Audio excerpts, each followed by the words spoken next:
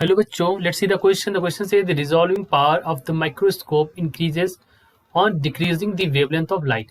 ठीक है, इसके बारे में बात करना है। देखो, रिजॉल्विंग पावर जो है माइक्रोस्कोप की काफी ज्यादा बढ़ती है। मतलब जब वेवलेंथ जब हमारी घटती है, ऐसा बोला गया है। तो इस पे हमें बताना ट्रू है या फॉल्स। तो हम इससे पहले बात कर लेते हैं की कॉन्सेप्ट की अपने। तो हम अपने की कॉन्सेप्ट में आपको बताते हैं कि रिजॉल्विंग पावर ऑफ माइक्रोस्कोप क्या होती है। So we can say that the resolving power of microscope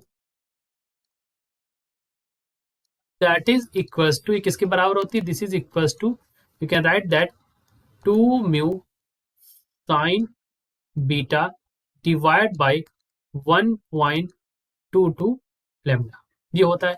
तो अगर आप ऊपर वाले स्टेटमेंट को ध्यान से देखें, अपने की कॉन्सेप्ट वाले स्टेटमेंट को, तो हम कह सकते हैं that resolving power is inversely proportional to wavelength, यानी कि वेवलेंथ हमारा यहाँ पर क्या है, लेमडा। लेमडा के इनवर्सली प्रोपोर्शनल है। तो अगर हमारा in that case if lambda increases, so resolving power क्या हो जाएगी, डिक्रीज हो जाएगी। अगर लेमडा हमारा डिक्रीज करेगा, अगर हमारा लेमडा जो है डिक्रीज यानी वेवलेंथ हमारी डिक्रीज करेगी, तो रिजॉल्विंग पावर आपकी क्या कर जाएगी, इंक्रीज हो जाएगी। यही स्टेटमेंट में कहा गया है resolving power of microscope increases on decreasing the wavelength of light. तो ये बात सही है कि अगर ये हमारी वेवलेंथ ऑफ लाइट डिक्रीज होगी, तो रिजॉल्विंग पावर जो है वो हमारी इंक्रीज होगी।